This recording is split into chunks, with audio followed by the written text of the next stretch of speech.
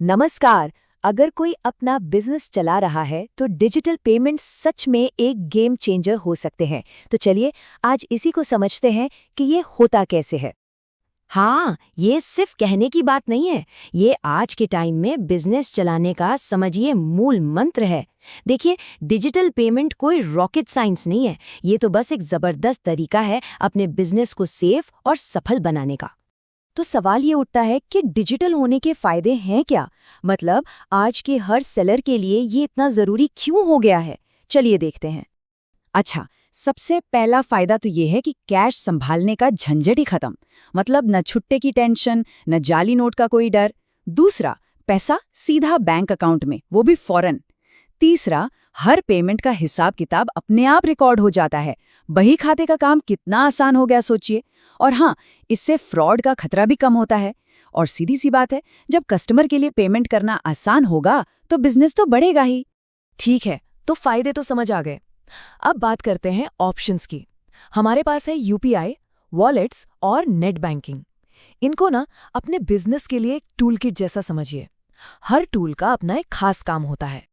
जैसे यूपीआई आप जानते ही हैं, गूगल पे, फोन पे, ये फोन से सीधा बैंक टू बैंक पैसा भेजता है। और सबसे बढ़िया बात, पैसा तुरंत अकाउंट में आ जाता है। फिर आते हैं वॉलेट्स। ये छोटे और फटाफट होने वाले ट्रांजैक्शंस के लिए बढ़िया है, एक तरह का प्रीपेड बैलेंस। और नेट बैंकिंग, ये बड़े अमाउंटेड ट्रांजैक्शंस के लिए सबसे भरोसेमंद तरीका है। लेकिन हाँ, सेलर्स के लिए यूपीआई बेस्ट है। क्यों? क्योंकि पैसा फौरन हाथ में आता है। तो क्योंकि यूपीआई सबसे ज्यादा चलता है, चलिए देखते हैं कि कोई भी इसे अपने बिजनेस के लिए आसानी से कैसे शुरू कर सकता है। प्रोसेस ना बहुत ही सिंपल है। स्टेप 1, अपनी बिजनेस यूपीआई आईडी बनाइए। स्टेप 2, एक क्यूआर कोड बनाइए। स्टेप 3, ये क्यूआर कोड या यूपीआई आईडी अपने कस्टमर को दीजिए। और स्टेप 4, ये सबसे जरूरी है। पेमेंट आया या नहीं, ये हमेशा अपने बैंक के ऐप में जाकर ही कंफर्म करें। और यहीं पर एक बहुत बहुत जरूरी वार्निंग है। कभी भी कस्टमर के दिखाए हुए पेमेंट स्क्रीनशॉट पर भरोसा मत कीजिए। धोखाधड़ी से बचने का बस एक ही पक्का तरीका है। हमेशा, हर बार अपने बैंक ऐप में जाकर खुद अकाउंट बैलेंस चेक करना।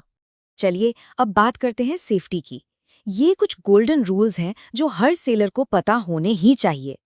Rule number 1, UPI pin. ये बैंक अकाउंट की चाबी है, बस इतना याद रखिए। जैसे कोई अपनी तिजोरी की चाबी किसी को नहीं देता, ठीक वैसे ही अपना यूपीआई पिन कभी भी किसी के साथ शेयर न करें। ये सिर्फ और सिर्फ आपका है। और बिल्कुल इसी तरह है ओटीपी, यानी वन टाइम पासवर्ड। ये भी उतना ही सीक्रेट है। अगर कोई फोन करके खुद को बैंक वाला बताए या किसी कंपनी का आदमी बताए और ओटीपी मांगे तो सीधा मना कर दीजिए। ओटीपी हमेशा पर्सनल यूज के लिए होता है। एक और बहुत कॉमन स्कैम है पेमेंट रिक्वेस्ट का। इसमें फ्रॉड करने वाले क्या करते हैं, आपको पैसे भेजने की जगह आपसे पैसे मंगाने की रिक्वेस्ट भेज देते हैं। अगर फोन पे करने का ऑप्शन आ रहा है जबकि आपको तो पैसे लेने थे, तो उस रिक्वेस्ट को तुरंत फौरन रिजेक्ट कर दीजिए। और हाँ, एक और चीज, रिफंड स्कैम। इससे भी सावधान रहना है।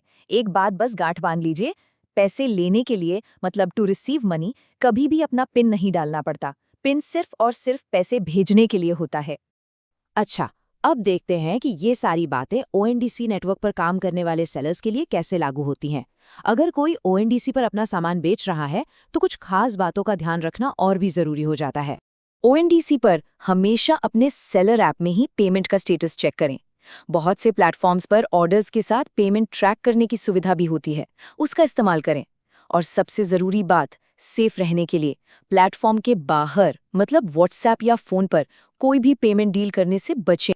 तो इतनी सारी जानकारी के बाद वो एक सबसे जरूरी बात कौन सी है जिसे हमेशा याद रखना है? याद रखिए, सेफ पेमेंट का मतलब है स्मूथ बिजनेस। जब लेन देन सुरक्षित रहेगा तो बिजनेस भी बिना किसी रुकावट के चलेगा। तो अपने पेमेंट्स को सेफ रखिए और अपने बिजनेस को भरोसे के साथ आगे बढ़ाइए।